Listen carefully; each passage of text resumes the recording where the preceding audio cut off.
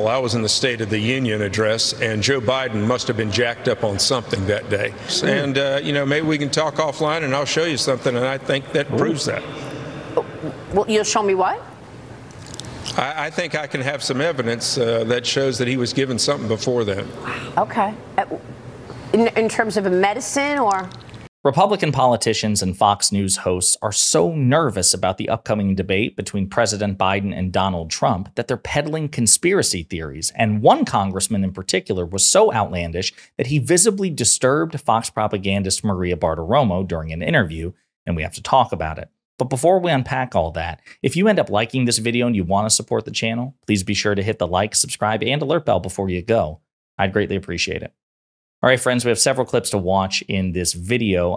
The situation is this. As you know, yesterday, President Biden effectively hijacked the debate narrative from Donald Trump and publicly agreed to debate Donald Trump and got him to commit to two debates, one on CNN and another on ABC. And the scuttlebutt is, and we'll talk about this in another clip, is that the Trump camp is actually pissed that Biden successfully trolled Trump into doing this. But first, we got to talk about this interview between Republican Congressman Greg Murphy and Fox propagandist Maria Bartiromo. We're going to play the clip. It's about 2 minutes long. And Murphy is so weird and outlandish and conspiratorial that even Maria Bartiromo seems weirded out. To be very plain and simple, I was in the State of the Union address, and Joe Biden must have been jacked up on something that day. I absolutely believe that from a medical viewpoint, and actually have a little bit of good knowledge that happened. He can't stand it. He can't stand under the lights for that long, and I don't think he can keep a concept in his brain that long. It's going to be important that President Trump stays presidential. He did that during the last debate. He did not do that during the first debate. That he stays on track. He shows the American people how much worse they are 4 years from 4 years ago, what this President Biden has done to destroy this country. He just has to stay in his lane. President Trump just has to stay in his lane and act presidential. Sometimes he can get off on a wheel.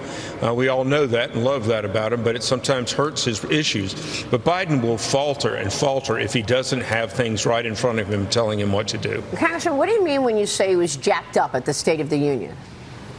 I believe they gave him something to help him sustain the lights and sustain the vigor that he had. That was not Joe Biden. I was in there. He screamed for 2 hours. He screamed for 2 hours. And, maybe we can talk offline, and I'll show you something, and I think that proves that. Well, you'll show me what? I think I can have some evidence that shows that he was given something before then. Okay. In terms of a medicine or? Yeah, Joe, there's no way Joe is 82. There's a picture taken of him last week he's on the beach without his makeup on. And guess what? He looks like, an 82-year-old. You can see his surgical scar in the back where he had his facelift. You can see that very plainly. He's being manufactured and puppeteered by the Democratic Party to be president of the United States. And I fully believe that has to do sometimes with pharmacology. Congressman, I'm going to follow up on that. I'd like to see more of that. That's really compelling. You can tell she's looking forward to ending that interview. Yeah, sure, we can talk about it later offline. Sounds really compelling. Right? This is where the Republican Party is, right? It's so funny. You could hear the fear in Greg Murphy's voice. You can hear it because he was, again, peddling a conspiracy theory, which we've heard since President Biden's most recent State of the Union, that he was somehow drugged or pharmacologically aided in a way which increased his performance, because, of course, his performance vastly exceeded expectations. He once again got the better of Republican hecklers time and time again, and it wasn't commensurate with what the GOP and Fox News are saying about Biden, which is that he's this doddering, old fool. But they also say he's this, mastermind of criminal proportions, right? And he's puppeteering these grand criminal conspiracies involving Ukraine and China and the United States. I digress. They apparently don't have to be ideologically or narratively consistent. But again, the fear in his voice. He's trying to say, listen, before this debate, Biden's going to be jacked up. He's going to be overperforming. And if he does overperform, it's because of drugs. And also, Trump's really got to stay on brand, because sometimes he wanders off. So again, he obviously has reservations and hesitation about the upcoming debate between the president and his cult leader. But again, it's so bad that even Maria Bartiromo was like, wow, you are really laying it on thick here. You have proof. that Joe Biden was given some sort of drug cocktail which increased his performance at the State of the Union? Really? Yeah, but we got to talk about it offline. Promise you. You know, and again, just absolute manic, silly stuff. But it's not just Republican politicians. It's also Maria Bartiromo's co-host. Sean Hannity is also trying to blow the dust off this conspiracy theory about Joe Biden and President Biden having some sort of like performance-enhancing drug during speeches and debates, because, again, he is nervous about the upcoming debate. Oh, okay. But that's the person you want to moderate?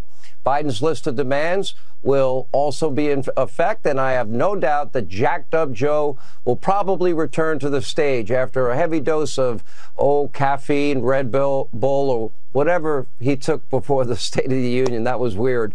Don't expect a walk in the park.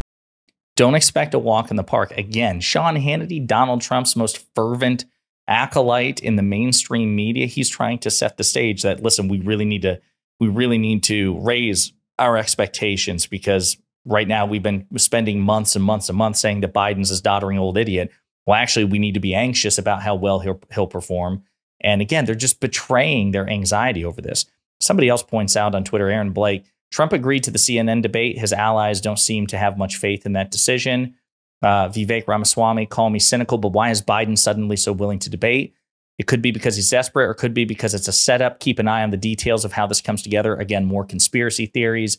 Hannity, again, talking about how Jake Tapper is a radical left-wing partisan talk show host. Mike Lee, the senator from Utah, with CNN moderating, is it even a debate? It seems like it should be called something else. It'd be a far more accurate description of CNN's intentions to call it something like, live from CNN, let's make Biden look presidential while turning Trump into a piñata. Not particularly witty. It was too verbose there at the end. You want to, brevity is the soul of wit, Mike. So just stick to whatever it is the hell you do. Greg Kelly. So President Trump agreed to a debate on CNN. I am not digging this. Could be a trap. Remember when he kicked CNN's ass at their own town hall and the network went berserk and apologized like crazy to their liberal viewers? Don't give in to fake news. Again, trying to have it both ways. He's so awesome. Trump is so awesome. He can kick CNN's asses. But also, we really need to be worried about a trap because he's so meek and timid. And all of this, again, just betrays a general anxiety. And reportedly, Donald Trump's inner circle are really upset that President Biden successfully trolled Trump and hijacked the debate narrative. To give an overall view here, talking to Trump's senior advisors and those in his orbit, they're a little bit irked right now. The fact that Joe Biden somehow took over the debate narrative, despite the fact that Donald Trump has been really using this as a narrative at all of his campaign rallies. He's been up on stage with an empty podium next to him, no one there, saying, come debate me. He's often said, I will debate anywhere, anytime. This has been kind of a rallying cry for Donald Trump and for some of his top advisors. Now, what we saw today was Joe Biden really taking control of the narrative, and now Donald Trump trying to take it back. So after we saw this announcement from Biden, after Donald Trump had accepted these two debates, he then got on Truth Socials to say he was going to accept a third debate at Fox on October 2nd. So this is Truth Social here. Well, the Biden campaign is saying, well, you already agreed to our terms. That's not happening. They wrote the actual statement was, President Biden made his terms clear for 2 one-on-one debates, and Donald Trump accepted those terms. No more games, no more chaos, no more debate about debates. We'll see Donald Trump on June 27th in Atlanta if he shows up. And again, as I said in a video yesterday, I think it's really important that not only did Biden hijack the debate narrative from Trump, that he also asserted himself. Biden is the president of the United States, not Donald Trump. Joe Biden is the most powerful man on earth, not Donald Trump. Donald Trump is aspiring to have Joe Biden's job and position. And I'm glad that Biden isn't treating Trump like an equal. He's not. And it's so good that that energy be conveyed that, listen, you said anytime, anywhere, any place. I gave you my terms. You agreed automatically. Now you're trying to alter the deal. Well, you're not in a position. You have no leverage here. You agreed to the terms. I'll see you on June 27th. If you show up, if not, whatever. But you don't dictate terms here. I do. Love that energy. And you can tell that that was a good move by Biden, because even that pissed Sean Hannity off. This includes Dana Bash and fake Jake Tapper, who are now tasked, they say, with moderating the debate. Let me stop right here. I'm sorry, but the media mob and Joe Biden, I'll say it again, they don't get to collude and choose radical Biden-supporting hosts in the moderator's chair. Nice try, though. That means no fake Jake Tapper.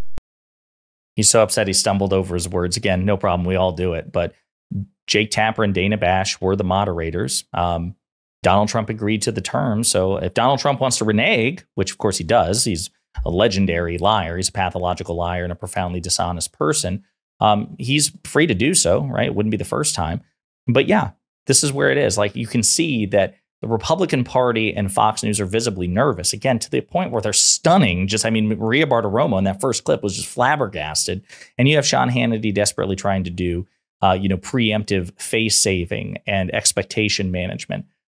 Listen, I'll tell you, I'm nervous about the debate. I think President Biden has an infinitely greater grasp of the substance compared to Donald Trump, right? That's why part of the reason why I say Donald Trump isn't that good of a debater is because if you just heckle and interrupt and say, listen, nobody knows things quite like me. Believe me, I'm the best. Some would say, next question. You haven't actually addressed the question. So to the extent to which we can call you a good debater, as far as I'm concerned, is open to interpretation.